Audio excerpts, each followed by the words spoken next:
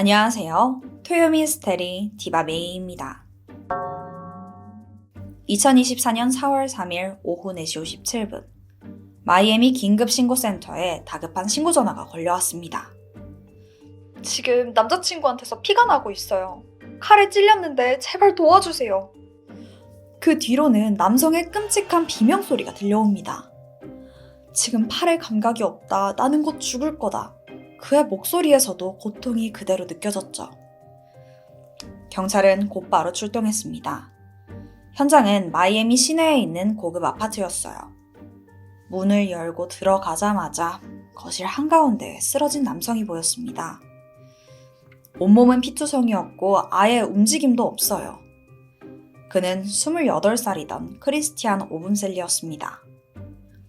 그리고 그의 옆에는 젊은 여성이 무릎을 꿇은 채 그의 머리를 끌어안고 있었어요. 자기야, 제발 미안해 라고 말하면서 울부짖고 있었습니다. 그녀는 크리스티안의 여자친구 26살이던 코트니 클랜이었죠. 지금 상황은 너무 끔찍했어요. 거실부터 주방, 욕실까지 온통 피로 덮여 있었고 아예 피 웅덩이가 생겨 있기도 합니다. 근데 시간이 꽤 흐른 건지 이미 응고되기 시작한 것도 있을 정도예요.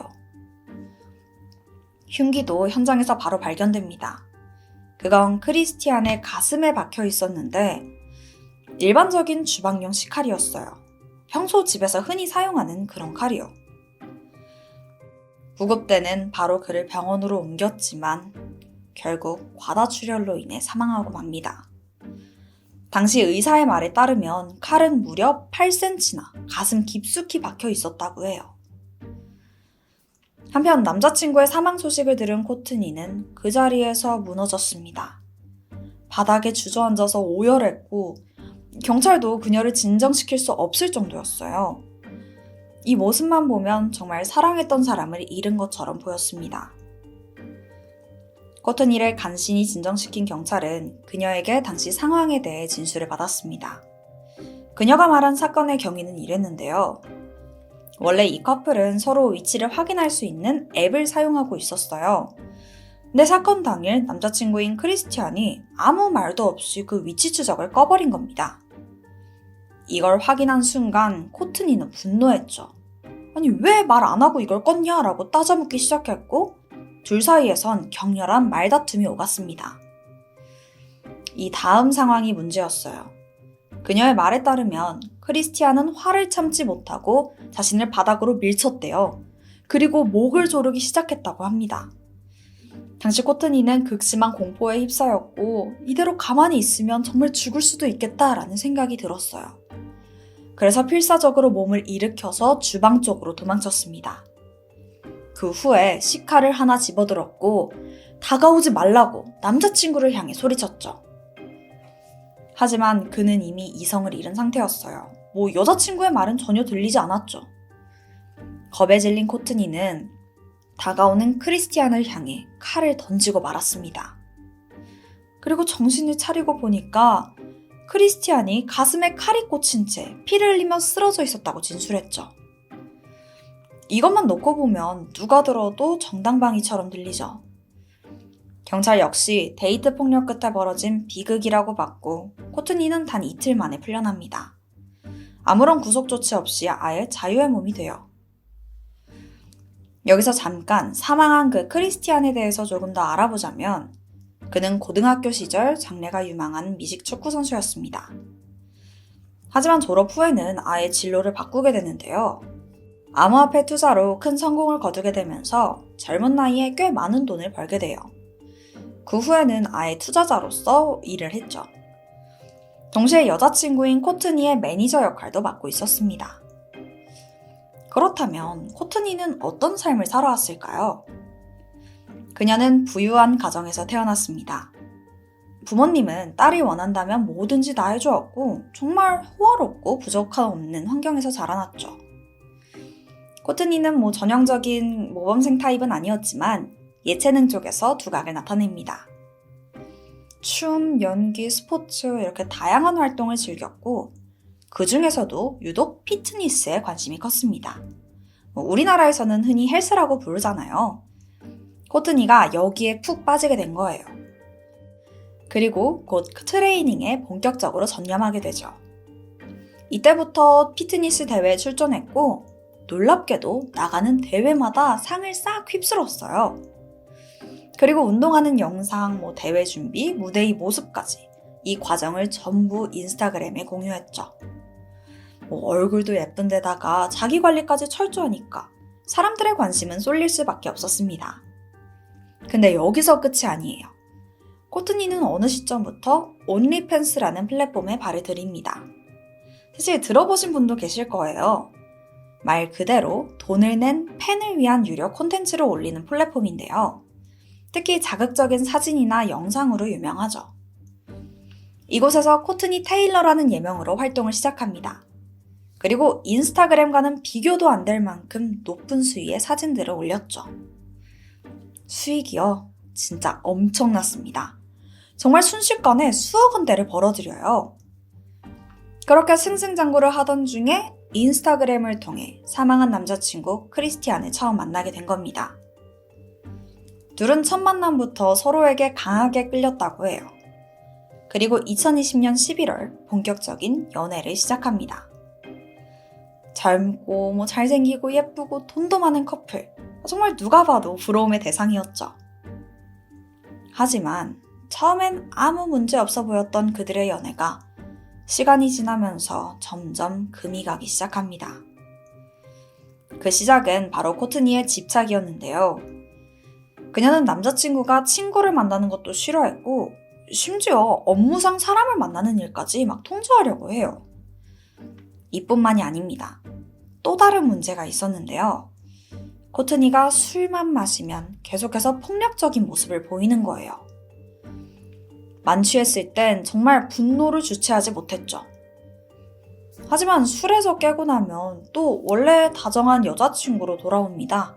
막 명품 사주면서 미안하다고 크리스티안한테 사과했죠.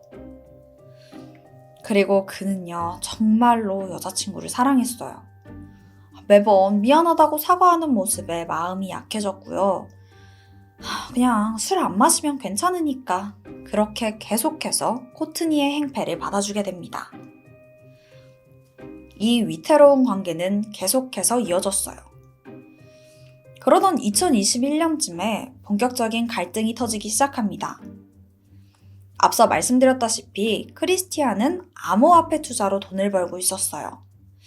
그러니까 정해진 직장에 다니는 건 아니었습니다. 그런데 문제는 2020년에 시작된 코로나 팬데믹이 길어지면서 암호화폐 시장의 변동성이 커지게 된 거예요. 그러니까 이 시장 자체가 무슨 롤러코스터처럼 왔다 갔다 했죠. 다른 투자자들에 비해서 자산 기반이 약했던 크리스티안의 수익이 흔들리는 건 정말 시간 문제였습니다. 이때 코트니가 남자친구에게 혹시 자기 비서로 일하지 않겠냐 제안을 했어요. 스케줄 관리부터 SNS 계정 운영까지 그녀의 브랜드를 함께 운영해보자 라는 거였죠. 안 그래도 수익이 좀 불안했고 또 여자친구와 더 많은 시간을 보내고 싶었던 크리스티안은 그 제안을 받아들이게 됩니다. 그리고 이때 두 사람은 함께 마이애미로 이사했어요. 마이애미는 좀 섹시하고 비주얼 중심의 콘텐츠에 특화된 도시거든요. 그러다 보니까 코트니와 같이 온리팬스 모델로 활동하는 인플루언서에게 원래 살던 텍사스보다는 훨씬 활동하기 유리했어요. 그래서 본인 커리어에 집중하도록 마이애미로 이주를 하자 결심하게 된 거죠. 2022년 1월 그들은 고급 아파트에 입주하게 됩니다. 이 월세만 해도 무려 1,300만 원에 달하는 굉장히 럭셔리한 곳이었어요. 크리스티안은 이렇게 함께 일하면서 여자친구와 더 가까워질 수 있지 않을까 기대했습니다. 하지만 현실은 전혀 달랐어요. 코트니의 통제는 오히려 더 심해졌습니다. 게다가 크리스티안은 이 시점에 별다른 수입이 없는 상태였거든요. 그러다 보니까 자연스럽게 여자친구 수익에 의존하게 됐고 그때부터 두 사람 사이엔 미묘한 권력 차이가 생기기 시작했죠. 점점 연인이 아니라 갑과 을 같은 그런 관계가 돼버린 거예요. 그리고 이 불균형은 시간이 갈수록 심해졌습니다. 급기야 코트니는 남자친구에게 보수를 제대로 지급하지도 않았고 나중에는 아예 얹혀 사는 존재처럼 대하기 시작해요. 사랑으로 시작된 관계가 이제는 아예 무시와 경멸로 변해버린 겁니다. 정말 안타깝죠. 그리고 상황은 계속해서 악화돼요. 코트니는 자신의 SNS 운영과 콘텐츠 관리를 전부 크리스티안한테 맡겨둔 채 술 마시러 다니는 데 집중했어요. 얼마나 자주 돌아다녔냐 하면 근처 술집이나 클럽에서 코트니 모르면 간첩이다 라는 말이 돌았을 정도였죠. 게다가 술에 취할 때마다 또 폭력적으로 행동해요. 진짜 화가 나면 손부터 나가는 사람, 그게 바로 코트니였습니다. 이 상황에서 크리스티안은 점점 지쳐갔죠. 그러던 중 2022년 4월 3일 사건이 발생했어요. 이날 크리스티안은 오후 1시쯤 반려견을 산책시키기 위해서 아파트를 나섰죠. 코트니 역시 별다를 것 없는 하루를 보내고 있었고요. 그녀는 인스타그램 라이브를 켜서 팬들과 소통도 하고 그냥 평범한 하루를 보냈어요. 어떤 이상한 기류도 없었고요. 하지만 오후 4시 33분 크리스티안이 집에 들어온 후로 이 분위기는 180도 바뀌게 됩니다. 정확히 24분 후인 4시 57분 마이애미 긴급센터에 다급한 신고 전화가 걸려온 거예요. 네, 앞서 오프닝에서 말씀드린 상황이 펼쳐진 거죠. 이렇게 앞선 상황을 전부 듣고 나니까 이 사건이 좀 다르게 보이지 않나요? 그럼에도 코트니는 별다른 조사 없이 혐의 없음으로 금방 풀려났죠. 경찰은 그녀의 말을 그냥 다 믿었던 거예요. 어쨌든 코트니는 자유의 몸이 됐고 곧장 부모님이 살고 있는 텍사스로 돌아갑니다. 근데 이때부터 그녀의 행동이 좀 이상해지기 시작해요. 방금 전까지만 해도 함께 살던 남자친구가 죽은 거잖아요. 근데 아무 일도 없는 것처럼 파티 돌아다니고 술 마시고 그냥 맨날 놀러 다녀요. 이 모습은 지인들 눈에 자주 포착됐죠. 심지어 어느 날 갑자기 하와이로 떠나가 버리기까지 합니다. PTSD 치료를 받겠다면서 재활시설에 들어갔다고는 했지만 사실 주변 사람들이 보기엔 그냥 호화 휴가를 간 것처럼 보였다고 해요. 한편 이 시기에 크리스티안의 가족들은 조용히 법적 대응을 준비하고 있었습니다. 변호사를 선임했고 법의학자, 심리분석가 등 전문가에게 조언을 받으면서 하나하나 증거를 수집해 나갔죠. 그리고 사건 발생 약 4개월 후인 2022년 8월, 코트니는 2급 살인 혐의로 정식 체포됩니다. 이제부터 본격적인 법정 싸움이 시작되죠. 크리스티안의 가족들은 처음부터 일관되게 코트니가 데이트 폭력의 피해자가 아니라 오히려 가해자였다라고 주장합니다. 그리고 아들이 오랫동안 여자친구에게 학대를 당해왔다는 말도 덧붙였죠. 그리고 그걸 입증할 핵심 증거를 내놓게 되는데요.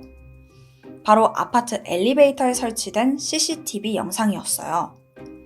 그 속에서 코트니는 분노에 찬 얼굴로 크리스티안을 막 때리고 밀치고 수차례 폭력적인 행동을 보입니다. 반면 크리스티안은 어떻게든 그녀를 피하려고만 했어요. 단 한 번도 반격하지 않았습니다. 이 장면 하나만으로도 피해자였다는 코트니의 말에 큰 의문이 생기지 않나요? 뿐만 아니라 또 다른 결정적 증거도 있습니다. 바로 크리스티안이 생전에 여자친구에게 보냈던 문자 메시지였는데요. 2021년 10월 그가 이렇게 남겼죠. 지금 너한테 찔린 상처 때문에 나는 걷는 것도 힘들어. 그래도 나는 너가 오늘 좋은 하루를 보냈길 바래. 내일 아침이면 좀 나아지겠지. 이 짧은 문장 안엔 2가지 사실이 담겨 있었습니다.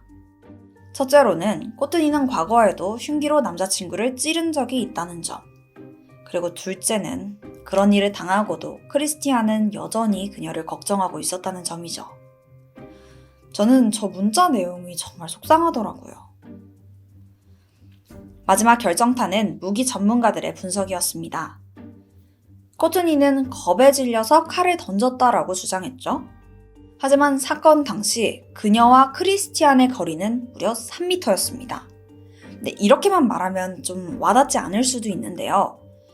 이게 일반인이 그 거리에서 칼을 던졌을 때 피부에 스치기만 해도 대단한 수준의 거리라고 해요. 그러니까 아무리 세게 던져도 상처를 내기조차 힘든 거리인 거죠. 그런데 크리스티안의 가슴에 무려 칼이 8cm 깊이로 박혀 있었어요. 그러니까 던졌다는 코트니의 진술과는 전혀 맞지 않죠. 더 이상한 건 칼이 박힌 방향입니다. 부검 결과 칼은 아래에서 위로 깊숙이 찔린 상태였어요. 그러니까 이게 무슨 뜻이냐면 누군가 칼을 손에 쥔 채 가까이 다가가서 아래에서 위로 찌를 때 나오는 흔적이라는 겁니다. 근데 코트니는 칼을 던졌다고 주장했잖아요. 만약 정말로 던졌다면 칼은 사람 쪽으로 포물선을 그리며 날아가야 합니다. 그럴 경우엔 칼이 위에서 아래로 내려 꽂히는 방향으로 들어가야 정상이에요. 즉, 박힌 각도 자체에도 던졌다라는 말과 전혀 맞지 않는다는 거죠. 오히려 직접 다가가서 찔렀다라는 정황을 강하게 뒷받침하고 있어요. 게다가 그녀의 과거 행적도 논란이 됐습니다. 전 남자친구였던 보디빌더에게도 폭력을 휘둘러서 얼굴에 골절상을 입힌 전력이 있었고, 그녀는 흑인 남성과만 교제하면서 인종차별적인 욕설을 항상 서슴지 않았다는 증언도 나왔죠. 자, 그럼 코트니 측은 뭐라고 했을까요? 일단 CCTV 영상에 대해서는 그냥 엘리베이터에 타지 못하게 막으려고 했던 것 뿐이다 라고 주장했습니다. 자기가 크리스티안한테 이별을 통보했지만 그가 이걸 받아들이지 못하고 나를 스토킹했다 라는 게 코트니의 입장이었어요. 그녀의 가족들도 우리 딸이 진짜로 사람을 죽일 마음이었으면 911에 직접 전화했을 리 없다. 이건 살리려던 행동이었다 라고 진술합니다. 이렇게만 들으면 그럴싸하죠. 근데 여기에 이상한 점이 있습니다. 코트니가 911에 전화를 건 건 크리스티안이 쓰러지고 무려 13분이 지난 후였어요. 앞서 말했듯이 경찰이 도착했을 땐 이미 피가 응고됐을 정도로 시간이 꽤 많이 흐른 상태였고요. 그럼 그 13분 동안 코트니는 대체 뭘 하고 있던 걸까요? 그때 그녀는 자신의 아버지와 통화를 하고 있었어요. 만약 그 통화하는 13분 동안 바로 911에 신고만 했더라도 크리스티안은 살 수 있었을지도 모릅니다. 이런 정황들과 증거들은 결국 수사당국의 판단을 바꾸게 만들었고, 이 사건은 단순한 정당방위가 아니라 계획성 있는 범죄로 다뤄지게 됐죠. 현재 코트니는 보석 없이 구금된 상태입니다. 재판은 아직도 진행 중이고 정확한 일정은 정해지지 않았어요. 하지만 지금까지 나온 증거와 정황을 보면 그녀에게 불리한 쪽으로 기울고 있는 건 분명합니다. 과연 코트니는 억울하게 누명을 쓴 희생자였을까요? 아니면 사랑이라는 이름 뒤에 숨어서 폭력을 저질렀던 가해자였을까요? 사실 전 이미 답은 나왔다고 생각합니다. 이제 남은 건 법정의 판단뿐이겠죠. 그녀가 진실 앞에서 솔직해지길 바랍니다. 지금까지 토요미스테리 디바베이였습니다. 안녕하세요. 토요미스테리 디바메이입니다. 사실 인생에서 친구만큼 중요한 건 없잖아요. 특히 제 인생을 바꿔준 그런 친구라면 더욱더 소중하겠죠. 오늘 사건은 너무나 절친했던 친구들 사이에서 벌어진 끔찍한 사건입니다. 저 진짜 이 사건 보고 제 친구들한테 고마운 마음까지 들었다니까요. 어떤 스토리인지 지금 바로 시작해볼게요. 2003년 7월 18일 미국 텍사스인데, 이날 저녁 한 6시쯤 애들이 한 집 앞에 막 옹기종기 모여있더라고. 알고 보니까 티파니라고 동네 인싸 친구 있거든. 얘랑 또 가장 친한 친구가 레이첼인데, 얘네 둘이서 티파니 집에서 같이 파티하기로 했던 거야. 뭐 파티라고 해봤자 엄청나게 거창한 건 아니고 그냥 밥 먹고 TV 보고 하면서 같이 놀자 했던 거지. 근데 이 파티 전에 뭐 이것저것 준비할 거 많잖아. 그래서 레이첼, 티파니랑 또 티파니 남자친구 그리고 그 친척형 D까지 넷이서 다 같이 파티 때 먹을 거랑 뭐 해가지고 미리 차려서 애들 기다리면서 집에서 같이 놀고 있기로 했던 거야. 그래서 애들이 이렇게 시간 맞춰서 도착했으니까 똑똑 노크하고 문 열어주길 기다렸지. 근데 한참이 지나도 아무도 안 나오는 거야. 엥? 무심코 손잡이를 이렇게 돌렸는데 문이 열리더라고. 친구들은 얘네 그 파티 준비 때문에 좀 정신없나 보다 이러고 그냥 들어가게 돼. 근데 집안에 애들이 보이질 않더라고. 뭐야, 얘네 어딨지? 근데 거실 쪽에서 뭐 TV 보는 소리가 들려서 조심스럽게 다가가 보는데 소파에 애들이 그냥 이렇게 앉아 있더라고. 야, 너 뭐해? 하면서 다가가는데 자세히 보니까 애들이 피범벅이야. 근데 이게 어느 정도였냐 하면 소파 밑에 피웅덩이가 생길 정도더라고.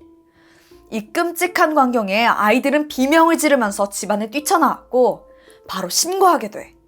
경찰이 출동해서 현장을 보니까 아이들은 소파에 앉아서 사망해 있었어. 근데 3명밖에 없는 거야. 이렇게 보니까 레이첼은 소파 뒤 바닥에 쓰러져 있더라고. 이 아이들은 모두 총에 맞아서 사망했어. 하지만 레이첼의 사인만 달랐지. 그녀는 머리에 둔기로 맞은 흔적이 발견됐는데 이게 최종 사인이었어. 그녀의 손에는 전화기가 들려 있었는데 911까지만 눌려 있더라고. 아무래도 911에 신고하려다가 범인에게 들켜서 살해당한 걸로 보였어. 그리고 좀 특이한 부분이 하나 더 발견되는데 레이첼과 티파니, 그러니까 여자애들만 음부와 아랫배 쪽에 총 쏘는 적이 막 집중돼 있는 거야. 경찰은 이런 정황을 미뤄봐서 치정에 의한 살인으로 추정했었대. 아무래도 이 총을 쏜 부분이나 현장 상태가 원한이 아니면 이렇게까지 잔인할 수가 없다고 판단했던 거지. 그래서 주변 친구들한테 혹시 얘네한테 원한을 가질 사람이 있냐라고 물어봤는데 다들 반응이 똑같아. 절대 그럴 리가 없다고 하는 거야. 둘 다 그냥 착하고 인기도 많고 그냥 다들 좋아했었대. 그러면은 치정살인이 아닌가? 그래서 피해자들에 대해서 조금 더 알아보니까 티파니의 남자친구 마르커스가 예전에 마약을 판 적이 있대. 그래서 이 마약 관련해서 갱단이 연루된 건가 했지? 근데 또 마르커스는 마약에서 손 뗀 지 오래됐더라고. 당최 용의자가 추려지지 않는 거야. 그때 중요한 증언 하나가 나오는데 이웃 중에 한 사람이 이 집 앞을 서성거리는 수상한 사람을 봤다는 거야. 검은 옷을 입은 남자 여자가 이렇게 티파니 집 근처에서 이렇게 서성서성 거렸던 거지. 그래서 이웃의 증언을 토대로 몽타주까지 제작해서 배포했지만 큰 성과는 없었어. 그렇게 사건은 해결되지 못한 채 시간만 흐르게 돼. 사실 티파니하고 레이첼이랑 친했던 친구가 한 명 더 있었거든. 그녀는 바로 크리스틴 파올레라. 사실 최근에 남자친구 생기면서 애들하고 자주 만나지 못했었어. 그래서 그 자리에 없었던 거고. 근데 제일 친한 친구들이 이렇게 끔찍하게 살해됐다고 하니까 엄청난 충격을 받아서 며칠 동안 방에 틀어박혀서 밥도 못 먹고 맨날 울고 그랬었대. 사실 크리스티나한테 레이첼과 티파니는 친구 그 이상의 존재였거든. 그녀의 어린 시절은 순탄하지 않았어. 정확히 말하면 우울했지. 크리스틴이 2살이 되던 해에 아버지가 갑자기 돌아가셨는데 어머니는 이 충격을 벗어나지 못했고 이때부터 마약에 손을 대기 시작했던 거야. 이게 상태가 너무 안 좋아지니까 도저히 애를 돌볼 상황이 아니잖아. 결국 크리스틴은 이때부터 할머니, 할아버지 손에 자라게 돼. 그런데 한 7살쯤 갑자기 막 머리가 빠지는 거야.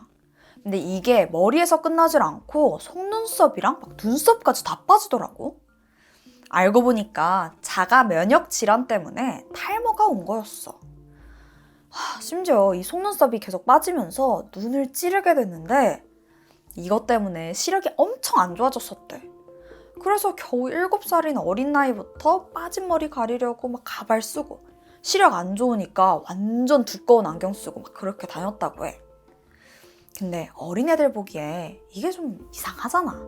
다 자기네들이랑 좀 다르니까. 막 크리스틴 따돌리고 가발 벗기면서 놀리고 엄청 괴롭히는 거야. 이 유치원부터 시작된 괴롭힘은 중학생이 될 때까지 이어졌어. 이런 상황에서 크리스틴 자존감이 진짜 떨어질 수밖에 없었지. 성격도 점점 소심해졌고. 그러다가 고등학교로 올라갈 때쯤에 상황이 확 바뀌는데 엄마가 약물 치료를 다 받고 극복하면서 새로운 사람도 만나고 다시 가정을 꾸리게 된 거야. 그렇게 크리스틴은 엄마랑 다시 같이 살 수 있게 됐지. 그래서 엄마 따라서 텍사스 클레어레이크 시티로 이사를 하기로 결정했고 이사 가니까 당연히 전학을 가게 됐지. 사실 처음에는 이 새로운 학교에 가는 걸 되게 겁냈었대. 아니, 친구들한테 쭉 괴롭힘 당했잖아. 이사 가서도 그 괴롭힘이 이어질까봐 좀 걱정이 됐던 거야. 그런데 크리스틴의 생각과 다르게 고등학교에서의 생활은 평탄했어. 진짜 완벽했지.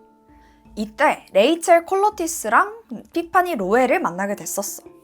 다른 애들이 막 크리스틴 놀릴 때 딱 히어로처럼 나타나서 야, 너네 왜 전학생 괴롭혀? 그만해! 이렇게 보호를 해준 거지. 둘 다 성격도 완전 좋고 예뻐서 진짜 인싸였는데 얘네가 크리스틴 챙기니까 자연스럽게 친구도 많이 사귀고 인기도 많아졌어. 그리고 레이첼이랑 티파니는 크리스틴이 외모에 좀 콤플렉스가 있는 걸 알고 화장하고 또 꾸미는 법을 알려주기도 했었대. 막 얘네끼리 돈 조금 모아갖고 진짜 비싼 가발 있지. 진짜 티도 안 나는 거. 그런 거 사가지고 꾸며주고 화장시켜주고 그랬던 거지. 그 덕에 자존감도 회복하게 돼. 그런데 문제는 여기서부터 시작됐어. 크리스틴 태어나서 처음 친구도 사귀고 막 인기도 받고 그러니까 좀 많이 들떴나 봐. 점점 어긋나기 시작해. 동네에서 불량한 애들이랑 막 슬슬 어울리더니 걔네 따라서 마약까지 하는 거야. 아니 티파니랑 레이첼 진짜 걱정했지. 아니 얘네가 막 잘 나가고 그래도 마약 같은 건 사실 손대진 않았거든. 그렇게 불안불안한 하루가 지나고 있었어. 그러던 2003년 크리스틴은 남자친구가 생겼는데 당시 남자친구는 21살이던 크리스 스나이더. 근데 크리스틴은 그때 겨우 17살이었어. 그러니까 성인이랑 미성년자랑 사귄 거야. 게다가 폭력이랑 마약 전과까지 있던 범죄자였지. 레이첼이랑 티파니가 다른 남자 소개해 줄 테니까 헤어져라 라고 할 정도였어. 진짜 가족부터 친구까지 다 반대했지만 아니 크리스가 너무 좋았나 봐. 크리스는 누구의 말도 듣지 않았어. 아무리 그렇게 반대가 심해도 사실 잘만 만나면 딱히 상관없잖아. 근데 둘 사이도 그닥 좋지는 않아. 크리스틴은 남자친구한테 엄청 집착했던 거야. 크리스 친구들이 그 여자친구 보고 사이코라고 부를 정도였대.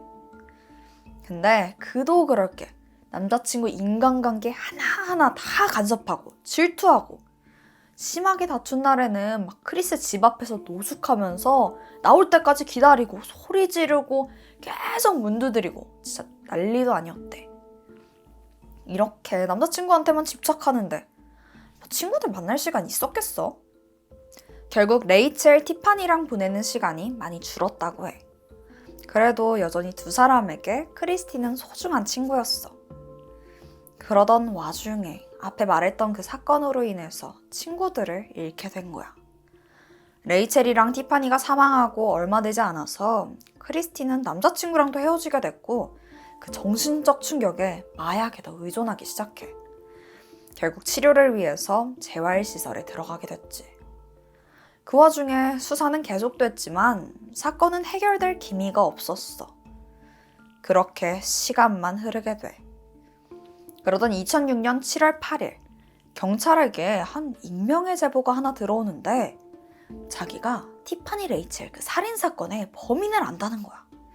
그리고 지목한 범인은 바로 크리스틴. 제보자는 자기가 마약 재활원에서 크리스틴을 만났는데 이 범죄에 대해서 스스로 자기가 했다고 털어놨다는 거야. 근데 들어보니까 그 진술한 내용도 굉장히 상세했고 결국 제보를 받은 직후에 경찰관들은 재빠르게 그녀를 찾기 시작했지. 얼마 지나지 않아서 그녀를 발견했는데 한 모텔 안에서 어떤 남자랑 같이 있더라고. 알고 보니까 둘이 재활원에서 만나서 결혼까지 한 부부 사이였어. 그렇게 크리스틴을 체포하려고 출동했던 경찰들은 그 현장을 보고 와, 진짜 살다 그런 광경은 처음 본다 라고 말할 정도였어. 모텔방 상황이 진짜 엉망이었거든. 두 사람은 8개월간 이 방 안에 틀어박혀서 마약만 하고 지냈던 거야. 방 안에는 진짜 온통 주사기가 막 널브러져 있고 음식은 다 썩어서 그 냄새 때문에 머리가 아플 지경인 거야. 그리고 모텔에서 크리스틴은 그렇게 체포되게 돼. 처음엔 살인사건에 대해서 모든 혐의를 부인했지만 같이 있던 남편이 아내가 TV를 보다가 나한테 그 살해사건에 대해서 자백했다면서 자기가 들었던 모든 내용을 증언하게 돼. 그렇게 5년간 숨겨졌던 사실이 밝혀진 거야. 2003년 7월 18일 그 사건 당일에 티파니, 레이첼, 그리고 그 남자친구 마르커스랑 사촌 형까지 이 네 사람은 한창 파티 준비 중에 있었어. 그때 띵동 초인종이 울리는 거야. 나가보니까 크리스랑 그 남자친구 크리스가 왔더라고. 안녕 얘들아 오랜만이야. 생각나서 들렀어. 생각지도 못한 방문이었지만 안 그래도 우리 이따 파티하는데. 친구들은 웃으면서 얼른 들어오라고 커플을 집 안으로 들이게 돼. 하지만 그 누구도 두 사람의 생각을 알진 못했어. 크리스틴 커플이 티파니 집에 온 이유는 마약을 훔치기 위해서였던 거야.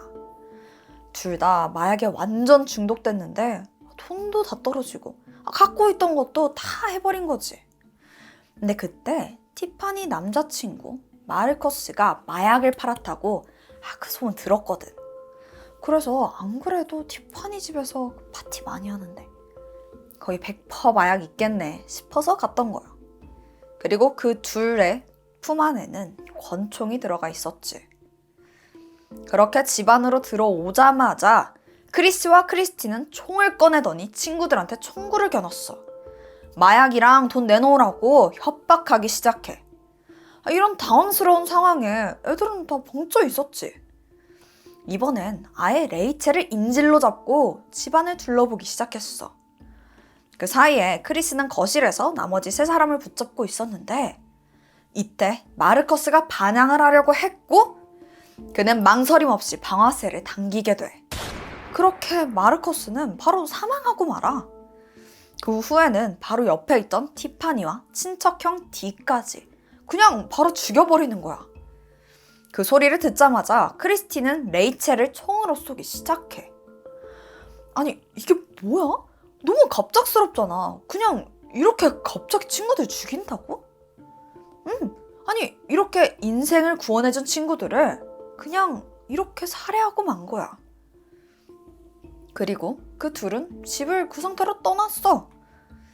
그런데 집으로 돌아가던 도중에 크리스틴은 이 네 사람이 다 확실히 사망했는지 확인하지 못했다는 생각이 든 거야. 그래서 다시 티파니의 집으로 오게 되는데 레이첼이 이때 살아있던 거지. 총에 11번이나 맞았지만 간신히 정신 차리고 신고 전화 걸려고 필사적으로 바닥을 기어가고 있던 거야. 그리고 휴대폰으로 911을 누르려던 그 순간 크리스틴한테 발각됐고 레이첼에게 또다시 총을 쏘기 시작해. 하지만 총알은 떨어졌고 그대로 달려들어서 총으로 머리를 막 내려치기 시작했던 거야. 그렇게 그 충격으로 그녀는 사망했지. 크리스틴은 두 친구가 자기 남자친구를 좋아해서 자기 보고 헤어지라고 했다고 생각했어. 그래서 그렇게 성기 부분에 수차례 총을 쐈던 거야. 그 수많은 총상이 남아있던 레이첼과 티파니의 시신과 달리 그 남성들, 그러니까 남자친구랑 친척형 D는 치명상을 제외한 특별한 총상이 발견되진 않았다고 해. 친구들을 향한 질투심과 열등감을 이렇게 표현한 거지. 네 사람의 사망을 확인한 크리스티는 화장실로 가서 담담히 손 씻고 바로 일하던 곳으로 출근했대. 그리고 그냥 평소 같은 하루를 보냈다고 해. 사건 직후 티파니의 집을 서성거리던 크리스틴과 크리스를 목격했던 증언으로 그 몽타주가 제작되기도 했지만 10대 소녀가 이 잔혹한 범행의 범인일 거라고 생각도 못해서 아예 조사조차 이뤄지지 않았던 거야. 어쨌든 한 명은 체포된 거잖아. 경찰은 곧바로 크리스를 추적했는데 이 사실을 알게 된 크리스는 두려움에 극단적인 선택을 하게 돼. 근데 크리스틴 얘가 진짜 얌생인 게 전남친 상한 소식 듣자마자 이 모든 걸 크리스 책임으로 다 돌리더라고. 자기는 그냥 가스라이팅 당해서 소중한 친구를 죽이게 됐다 이러면서 피해자 코스프레 하는 거야. 재판 내내 자기는 억울하다고, 마약에 취해서 나는 심신미약 상태였다 이렇게 변명하더라고.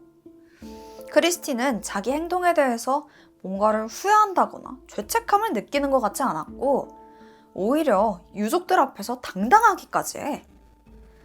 이 기나긴 재판 끝에 크리스티는 4건의 살인에 대한 유죄 판결을 받게 돼.